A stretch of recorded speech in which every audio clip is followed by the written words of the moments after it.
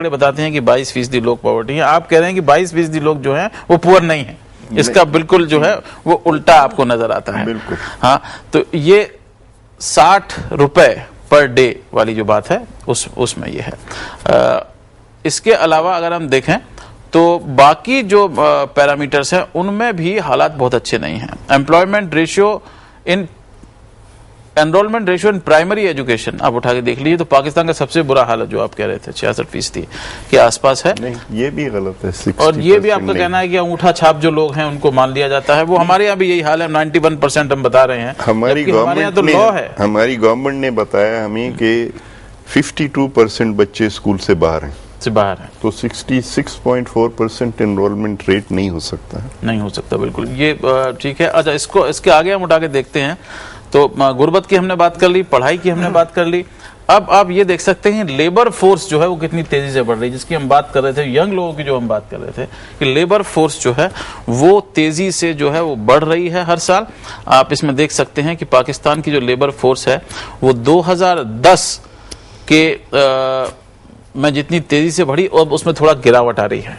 और वो इसलिए गिरावट आ रही है कि पाकिस्तान में ज्यादातर बच्चे हैं। जो लेबर फोर्स में जो लोग होते हैं वो उनकी संख्या कम हो रही है, यानी कि आपको नया मुल्क बनाने की नहीं, बच्चे भी काफी हैं। हाँ, बच्चे बहुत ज्यादा है। चाइल्ड लेबर तो बहुत बच्चों की संख्या ज्यादा है। कहीं भी बम फटता है, तस्वीर देख लीजिए तो आपको बच्चों की वहां पर जमात जो है वो खड़ी दिखाई पड़ती है। 10 मिलियन से ज्यादा बच्चे तो रिकग्नाइज्ड हैं ऑफिशियली के वो हैं लेबर फोर्स में, लेकिन हमारे एक्सपीरियंस में उससे ज्यादा हैं। बिल्कुल। और इसके अलावा अगर हम देखें बाकी पैरामीटर्स जो हैं, एम्प्लॉयमेंट, ये अब एक बहुत बड़ा मुद्दा जो है वो उसमें है। 2001 से 2008 के बीच में एम्प्लॉयमेंट ग्रोथ जो है उस मुल्क में जहां पर आबादी तेजी से बढ़ रही है, और उसमें आप ये देख सकते हैं कि हिंदुस्तान में कोई 2.5% के आसपास है, पाकिस्तान में 3.7% के आसपास है। और ये वो ग्रोथ है जो सारे सेक्टर में है, जिसमें कि वो ये भी शामिल कर लेते हैं कि एक आदमी ने जाकर के फावड़ा चलाया किसी खेत में, तो ये प्रॉब्लम उसमें है। अब इसमें अगर हम देखें तो खर्चा पाकिस्तान का जो है वो कहां पर हो रहा है, ये बड़ी बात है। अमेरिका को हम उठा के देखें तो अमेरिका ने 2002 से 2010 के बीच में कोई $20 बिलियन जो हैं वो पाकिस्तान को दिए हैं, जिसमें से आधे से ज्यादा जो है वो सिर्फ डिफेंस के लिए है और बाकी जो है वो ह्यूमैनिटेरियन कामों के लिए उसमें है। तो इसमें इस पूरे मुल्क को अगर आपको एक कैपिटल चाहिए तो वो कहां से आएगा? वहां पर कोई आपकी कंपनियां तो जनरल इलेक्ट्रिक वाले और पेप्सिको वाले और ये सब, तो इन्हें तो डर लगेगा वहां पर आने से। ये रीजनरेट कैसे होगा, कैसे इकोनॉमी में और पैसा आएगा ताकि उससे आप बेहतर जो है हालात बना सके लोग? पेप्सी तो शायद पी रहे हैं बहुत धड़ल्ले से वहाँ। जी, पेप्सी सबसे पहले हमसे पहले पीना शुरू कर दिया था पेप्सी है वहाँ। वो अमेरिकन कंपनी है, वो तो वही पी रहे हैं, वो लोकल फ्रेंचाइज है। लेकिन जो आपका पॉइंट है ना कि इन्वेस्टमेंट आप देख लीजिए, इन्वेस्टमेंट पाकिस्तान में नहीं आ रहा है। उसकी बहुत सिंपल सी वजह है कि जब लोग सिक्योर नहीं फील करते हैं तो उस मुल्क में जाके इन्वेस्ट नहीं करते हैं। एक बात तो बुनियादी है। तो पाकिस्तान का कोई भी इलाका ऐसा नहीं है जहां पर पीस हो और लोग आके फील करें कि फैक्ट्री कोई लगाता है तो अगले दिन से तो प्रोडक्शन शुरू नहीं हो जाती है, उसको 2-3 साल लगते हैं कि वो आराम से रहेंगे और फिर वहाँ पीसफुल कंडीशन में प्रोडक्शन हो सकेगी। तो वो लैक करती हैं, इसलिए इन्वेस्टमेंट बाहर से नहीं आ रहा है। दूसरा जो होता है कि आप अपने लोकल रिसोर्सेज मोबिलाइज करें, वो भी हम नहीं कर रहे हैं क्योंकि हम वो रिफॉर्म्स नहीं कर रहे हैं। और तीसरी बात यह कि बड़े पैमाने पे फ्लाइट ऑफ कैपिटल है। जिन लोगों के पास पैसा है पाकिस्तान में, वो खुद भी अगर वो खुद वहां रह रहे हैं तो अपने पैसे को वहां वो महफूज नहीं समझते हैं, वो उन्हें बाहर के बैंकों में रखते हैं। तो ये तीनों मिला के जब आप, और अनएम्प्लॉयमेंट जो है वो बढ़ती चली जा रही है, ये आपके पास जो एम्प्लॉयमेंट ग्रोथ रेट है ये भी ठीक नहीं है। पाकिस्तान का जो ग्रोथ है पॉपुलेशन का वो 3% के करीब है और हमारी जो एम्प्लॉयमेंट ग्रोथ रेट है वो 2% के इर्द गिर्द है। तो हमेशा वो लैग रहता है जो बढ़ता चला जा रहा है। तो ये प्लस जो है अंडर एम्प्लॉयमेंट जो है वो बहुत बढ़ गया है क्योंकि रूरल एरिया में किसी के पास जो है वो रेगुलर जॉब नहीं है। जो अर्बन एरिया है हमारे, वहाँ इस वक्त 92% लोग इनफॉर्मल सेक्टर में काम करते हैं। इनफॉर्मल सेक्टर के जॉब जो हैं वो रेगुलर नहीं होते हैं, वो सिक्योर नहीं होते हैं। और हमारे पास इस वक्त मिनिमम वेज जो है इंडस्ट्री और कमर्शियल सेक्टर में, एग्रीकल्चर पे वो नहीं लगती है, वो अब 7,000 रुपया महीना हुई है। 7,000 को अगर आप 85 से डिवाइड कर लें तो इतने डॉलर हो जाएंगे। आपने यहाँ 60 रुपए से जो लगाया है, हाँ, ये हिंदुस्तानी कर दिया ना मामला। आपका तो वो $1.5 हो गया। और हमारा तो $1 से कम है। हमारा डॉलर जो है वो 85 रुपए से ऊपर हो गया है। तो हमारे यहाँ तो सारे लोग $1 से कम पे रहते हैं। तो ये जो डिस्पैरिटी है, इनइक्वालिटी बढ़ती चली जा रही है। अब जो इसका इम्पैक्ट है वो आप ये सोचिए कि लोग बच्चों को स्कूल से उठा रहे हैं। जो लोग 3 वक्त खाना, आपने पहले कहा, तो बिल्कुल ये है कि लोग कम खाना खाने पे मजबूर हैं, इसलिए कि 40% अगर फूड इन्फ्लेशन है और आपकी इनकम जो है वो 10% से भी नहीं बढ़ रही है, तो और लोग 70 से 80% जो है अपनी सारी इनकम वो खाने पे लगाते हों, उसमें आप 40% ऐड कर लीजिए तो जो उनकी इनकम है वो डेफिसिट है। तो लोग खाना कम कर रहे हैं, स्कूल से बच्चों को उठा रहे हैं। बच्चियां जो हैं सबसे पहले उनके ऊपर असर आता है, उनको स्कूल से उठाया जाता है, खाना उनको कम मिलता है, तो मेल न्यूट्रिशन बढ़ रहा है बड़े पैमाने पे। अभी हमारे यहाँ यूएन की जो रिपोर्ट आई और इस फ्लड ने बहुत बड़े पैमाने पे उसमें कंट्रीब्यूट कर दिया है कि मेल न्यूट्रिशन जो है एक सीरियस इशू के तौर पे आ रहा है। और प्रिडिक्ट किया है एफएओ ने और वर्ल्ड फूड प्रोग्राम ने कि पाकिस्तान में फैमिन की कंडीशंस डेवलप हो रही हैं बहुत तेजी से। ऐसे हालात में अगर देखा जाए तो क्या वो वक्त आ गया है कि एक तरफ तो एड जो है उसे अब इमदाद जो है उसे कम करने की बात हो रही है। बाकायदा कांग्रेस में अमेरिका के में अमेरिकन जो एड है उसको काटने के लिए बिल पेश कर दिया गया है। दूसरी तरफ समस्या ये है कि आपको वास्तव में एड की जरूरत है। तो क्या ये आपको नहीं लगता कि ये कैच 22 जिसे हम कहते हैं, कैच 22 पुराना है, इसलिए कि सब बहुत पुरानी कंज्यूमर सोसाइटी है पाकिस्तान।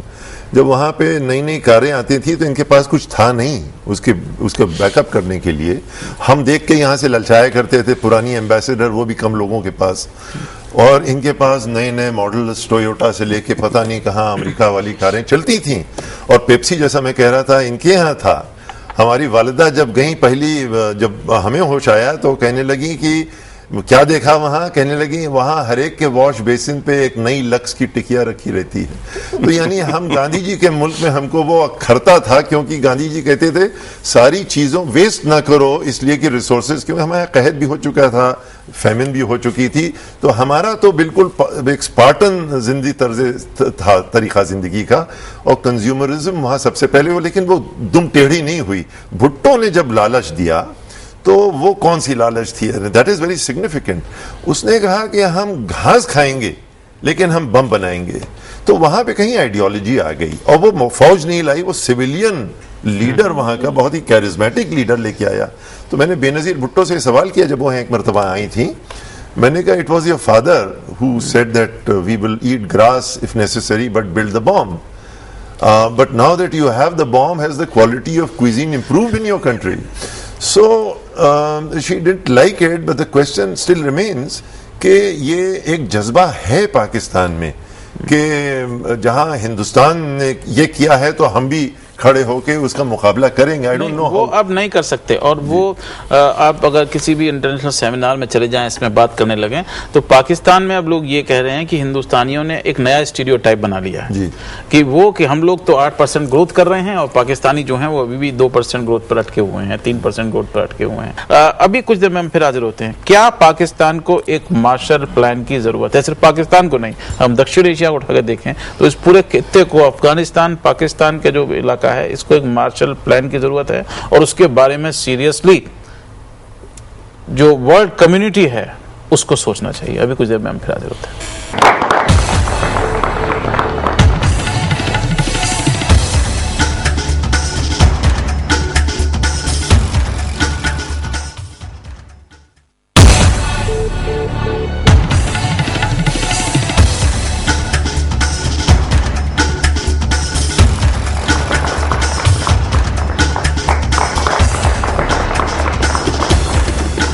मनी मंथ में आज हम बात कर रहे हैं पाकिस्तान के बारे में। ओसामा बिन लादेन की मौत के बाद क्या पाकिस्तान को एक नई रोशनी में देखने की जरूरत पूरी दुनिया को है?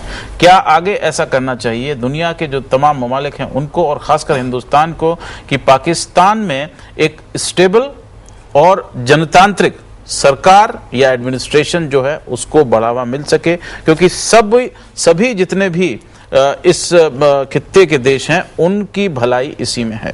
ये एक बड़ा, अहमद रशीद साहब बहुत बड़े थिंकर हैं, लेखक है पाकिस्तान के, उन्होंने 4-5 बातें कही हैं कि क्या किसको करना चाहिए। उनका ये कहना मैं आप लोगों के सामने भी रख रहा हूं ताकि आप देख लें वो क्या उसमें हो सकता है। उनका कहना यह है कि यूनाइटेड नेशंस को बाकायदा अफगानिस्तान और पाकिस्तान के बारे में एक फोर्स बनाना चाहिए जो कि वहां पर हिंसा जो है उसके ऊपर कंट्रोल करने के लिए काम करे।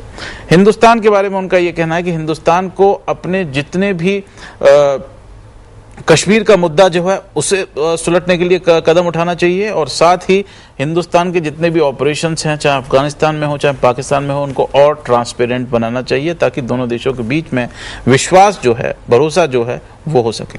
पाकिस्तान के बारे में उनका यह कहना है कि पाकिस्तान में जल्द से जल्द जो मिलिट्री और आईएसआई के जो एडमिनिस्ट्रेशन है उनका दबदबा कम करके एक सिविल एडमिनिस्ट्रेशन का दबदबा ज्यादा वहां पर होना चाहिए। ये उनका कहना है। आपको क्या लगता है कि क्या इस तरह के कदम जो हैं इन तरह के हालात में संभव है कि नहीं है? देखें, वो तो अहमद रशीद साहब की राय है अपनी। हाँ, नहीं, उन्होंने एक चीज टेबल पर रखी। हाँ ठीक है, मैं ये गुजारिश करूंगा कि हम लोगों को कोई यूनाइटेड नेशंस की जरूरत नहीं है, ना हमें किसी अमेरिका की जरूरत है। अगर हम सीरियस हैं, हमारा एक रीजनल एक होना चाहिए पर्सपेक्टिव। हम साउथ एशिया में हैं, 3 मुल्क जहां सबसे ज्यादा प्रॉब्लम्स हो रही हैं वो है अफगानिस्तान, पाकिस्तान और इंडिया। ये तीनों जो हैं उन 8 मुल्कों में से हैं जो सार्क के मेंबर हैं।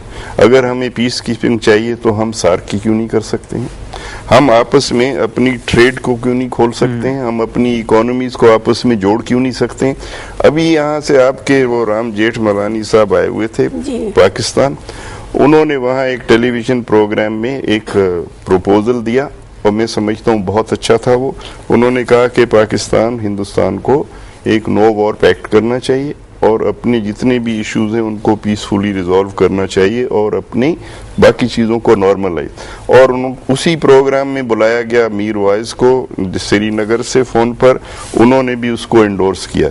मैं ये चाहता हूँ इसको थोड़ा एक्सपेंड किया जाए। आप एक साउथ एशिया का नो वॉर पैक्ट करें, क्योंकि सारे साउथ एशियन मुल्क एक दूसरे के लिए प्रॉब्लम पैदा करने के माहिर हैं। लेकिन यहाँ पर दूसरी बात यह कि हम इस दफा इंडिया पाकिस्तान की जो बातचीत हुई उसमें बहुत क्लियरली आया कि आप ट्रेड को बिल्कुल खोल देंगे। पाकिस्तान इंडिया को MFN स्टेटस देगा इस अक्टूबर में, और इस पूरे खित्ते के अंदर आप कोऑपरेटिव तरीके से आगे बढ़ेंगे। मैं समझता हूँ हमारा हल इसमें है, हमारा हल कोई UN और US में नहीं है। अगर आप, और हिंदुस्तान की जिम्मेदारी है, बड़ा मुल्क है, कि वो इसमें लीडरशिप ले और पूरे साउथ एशिया के लोगों को मोबिलाइज करे, और अमेरिका और बाकी सबसे नेटो, अब नेटो आप सोचिए नॉर्थ अटलांटिक जो है वो अफगानिस्तान में पहुंच गया है और हम सारे उस पर बड़े खुश हैं। उनसे हाथ जोड़े जाएं कि भाई आप तशरीफ ले जाएं, हम अपनी रीजन के मसले खुद हल करेंगे। मुझे तो और कोई हल इसका नजर नहीं आता। सार्क के ऊपर प्रोफेसर सिंह ने काफी काम किया हुआ है, लेकिन हालात इस समय ये, सार्क की तो हम बात करते हैं कि हिंदुस्तान का इस समय जो ट्रेड है वो बांग्लादेश, श्रीलंका और नेपाल से ज्यादा, नेपाल से भी हमारा जो ट्रेड है वो ज्यादा है पाकिस्तान की बनिस्बत, और उसमें और कमी लगातार 26/11 जो हमले हुए हैं 2008 में, उसके बाद में लगातार जो है वो कमी आ रही है वहां। और क्या जो मार्शल प्लान की बात है कि सबको मिल करके कोई सिस्टम बनाना चाहिए, वो उसकी जरूरत है, या हम खुद अपने ये मसले सुलझा सकते हैं? जी देखिए, हिंदुस्तान क्योंकि एक south Asia India centric region है, तो हिंदुस्तान पे एक बहुत बड़ी रिस्पॉन्सिबिलिटी है कि उनको चाहिए कि वो अपने पड़ोसी देशों के साथ, आपने बांग्लादेश, श्रीलंका का जिक्र किया, सबसे ज़्यादा ज़रूरत मैं समझती हूँ कि पाकिस्तान के साथ, क्योंकि हमारे बायलैटरल रिलेशंस अच्छे नहीं हैं, तो एक इकोनॉमिक कोऑपरेशन है जो दोनों देशों को के माइंडसेट्स को चेंज कर सकती है, इम्प्रूव कर सकती है। और economic cooperation, illegal trade Hindustan Pakistan में कई गुना ज्यादा है, तो उस चीज को हम नजरअंदाज नहीं कर सकते कि ट्रेड है ही नहीं। पर सबसे ज्यादा मुझे इस बात पे थोड़ा हैरानी है कि आप कह रहे हैं कि अक्टूबर में Pakistan most favoured nation treatment India को दे रहा है, प्राइम मिनिस्टर जा रहे हैं अफगानिस्तान। पर हाँ अभी वो I don't think it is that clear. नहीं, पर- जब अभी कॉमर्स सेक्रेटरी मिले हैं तो जी, उसमें ये तय हो हाँ। गया। पिछली बैठक में कॉमर्स सेक्रेटरीज की ये बात हो चुकी है। समझती हूँ कि ये पूरे साउथ एशिया के